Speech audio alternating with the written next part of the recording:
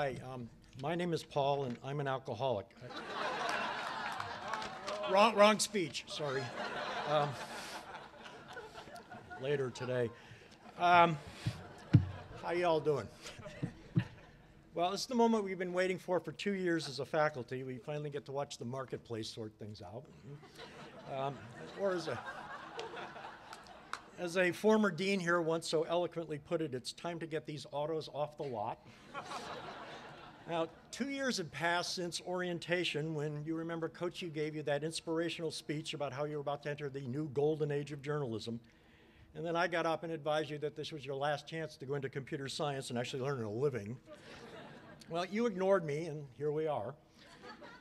So what advice can I give you now that you might heed? What I'm going to do is tell you a story. It's a story I told once before a very long time ago here, because that's what journalists do when they're not being listened to. They tell a story. So first time I heard this story was more than 30 years ago. I'd just been hired as a reporter at the Oakland Tribune. At the time, there was a journalism observer whose comment about the Oakland Tribune was, quote, it was arguably the second worst newspaper in the United States. And I thought, well, that's a place for me. Now, the Tribune was being taken over by a new owner at the time, a guy named Bob Maynard, who was a legend in newspaperdom. He was a star reporter and editor at the Washington Post. He made his mark here at the journalism school. He founded a summer program for minority journalists. Back in the 1970s, it was housed downstairs, and it gave minority reporters training during the summer to go out and get jobs in newsrooms around the country. But Maynard's big accomplishment was at the Oakland Tribune. He turned that paper around, made it into a great newspaper. He was an entrepreneurial journalist long before that phrase had currency. He transformed his paper using people from my generation. We had grown up on Woodward and Bernstein and Watergate and All the President's Men. We believed that journalism was a profession and a calling, and we should be rooting out corruption, speaking truth to power, and, yes, giving voice to the voiceless. We were displacing another generation of journalists, and they were a very different breed. They were a bunch of misfits and drunks. Journalists wasn't a profession to them. It was just a job that allowed them to have a hell of a lot of fun. Now, they gathered every night at the Tribune down at our bar. It was called the Ringside. Every newspaper had a bar back then. And it was there that I learned the folklore of the Tribune and the crazy characters that populated the place. I learned about a reporter named John Dengel. He was the only Tribune reporter who had the distinction of being arrested for drunk driving, coming to work. I learned about a guy named Don DeMaine who at the Tribune holiday party won the raffle and got a 20-pound frozen turkey. And of course, he promptly went downstairs to the Ringside to celebrate. And a couple hours later, took the subway home with another reporter. And his stop, he got off the train and realized he'd left the frozen turkey sitting behind on the train seat. Now, the train was starting to pull away, and DeMaine knew that the train engineer would not stop for a frozen turkey. So instead, he ran toward the train and screamed, my baby, I left my baby on the train.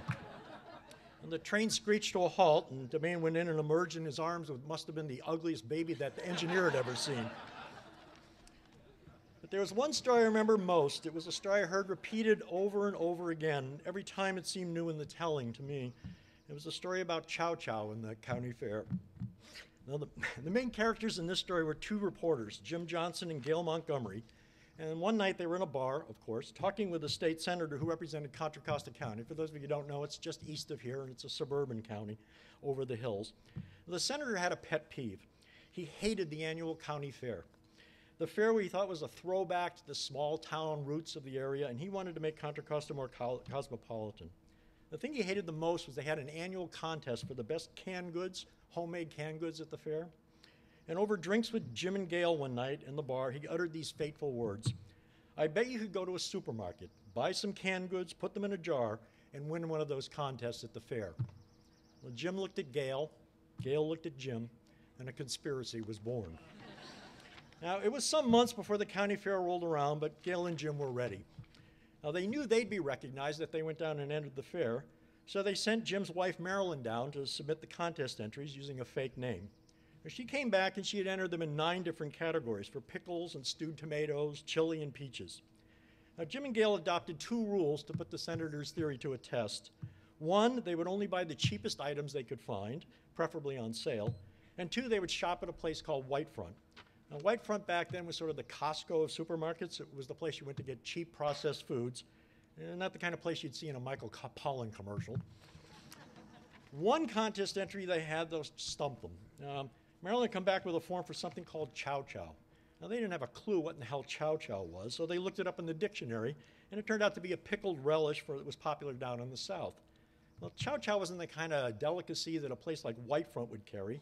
They found one little tiny can of it, but it wasn't enough to fill a canning jar that they needed to enter for the contest. So what to do? Well, as Gail said, as near as we could tell from the dictionary, Chow Chow was a description of hamburger relish. So that's what they did. They bought a bunch of jars of hamburger relish on sale to enter as Chow Chow. Well, now it's back to Gail's house with their $14 in purchases to have a canning party. Of course, they started off with a blender of martinis and then set to work. They began transferring the foods to the canning jars. They sealed them. They taped on labels. And then it was at that point that Marilyn, Jim's wife, said, well, she had read somewhere that, with canning goods, you're supposed to seal it with wax. Okay, so they tore everything apart, boiled some wax on the stove, poured it on the lids of the jars, put everything back together, and we're ready to go. Well, meanwhile, Marilyn was having second thoughts about this, so she called her mother. And her mother was the only person in this conspiracy who had actually had some experience with canning. And she informed her, no, you don't use wax to seal jars like that. You use that for jams, not pickles and peaches and relishes. So they had to go back and pry everything open, gouge all the wax out of the lids, reseal the jars. They were more or less successful, except for the peaches. At this point, the quantity of martinis consumed was beginning to take its toll. When they looked at the peach jar, they saw that there were these little white globs of wax floating in the peach juice. But undaunted, Maryland took all 9 jars down to the county fair to enter them. Now, the way the county fair notified their winners was they invited all the contestants down on a Friday night to the fairgrounds building. And there the canned goods were lining the shelves, and the judges had put ribbons on all of the winning entries. So this was a very dignified affair. People were walking up and down the aisles, either quietly beaming with pride because they had won, or downcast and trying to hide their disappointment. But this night, the silence was shattered by these 2 raving lunatics who were walking up and down the aisles, pointing at the jars and breaking into fits of hysteria. Of the 9 entries, they won 6 prizes. First place for pickles, and 5 second or third place prizes for chili sauce, stewed tomatoes, boysenberries, and carrots. They didn't get a prize for the peaches. They found out later that the judges disqualified the peaches because they couldn't figure out what the hell all these little white things were floating in it, and they were afraid to sample them. I almost forgot. They also got one of the second place prizes was for the best Chow Chow at the county fair. So Gail and Jim wrote up the story, and they noted that they had won $11 in prizes, but as Gail said, they declined to collect the money because they were afraid the county sheriff would arrest them for fraud. The story got picked up by the wire services. It ran in newspapers all over the country. Gail even got calls from friends in Europe who had read it. It was probably the first truly viral story that went out. Well, why do I tell you this story? This runs counter to everything that we have been teaching you here at the school. It ran counter to everything that Bob Maynard was trying to do at the Tribune. It countered everything that my generation stood for. The reporters were deceptive. They used fake names. There was no big injustice exposed. They weren't speaking truth to power. They weren't giving voice to the voiceless, unless you think canned food needs a voice. Story wouldn't win in any of the scores of prizes that journalists have, Pulitzers, Polks, Emmys. Journalists give out more prizes than Cynthia Gorney has adjectives. But the story had one thing going for it. It was really funny. It gave people a good laugh over their Sunday morning breakfast.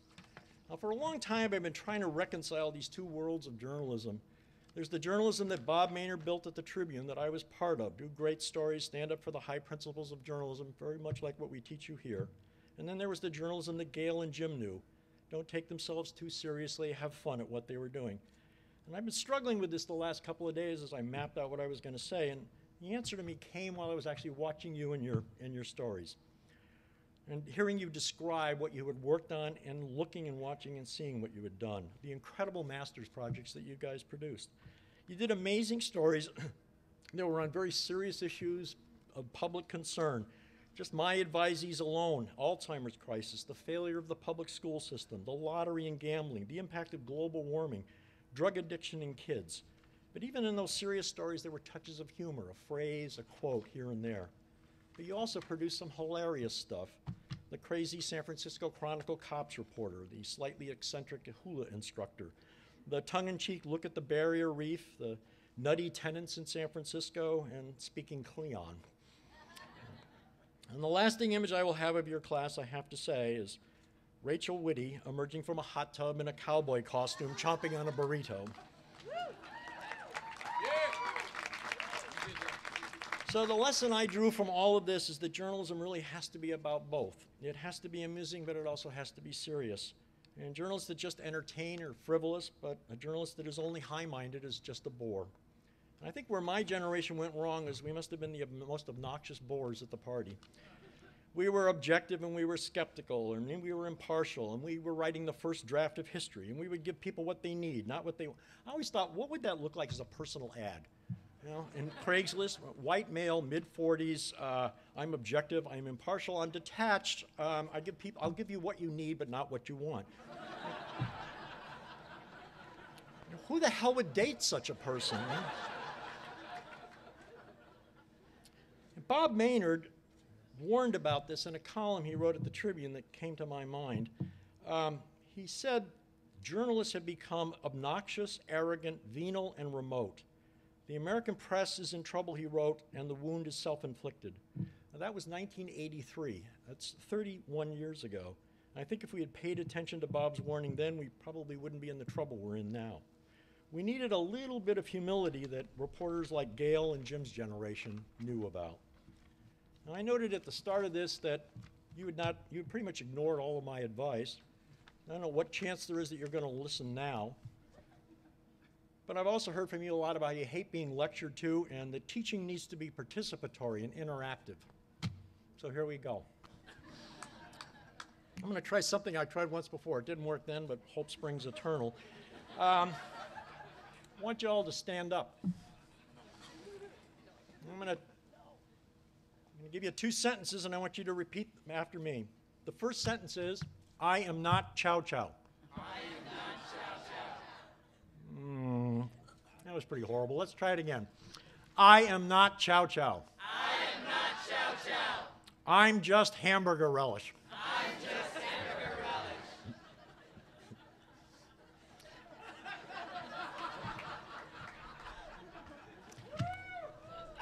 Well, now it's almost time for you to leave. We got a new line of autos on the way here. So I'll leave you with this. Do great work. Mind your ethics. But don't take yourselves too seriously. And who knows, you may even win a prize or two down at the county fair. Thank you.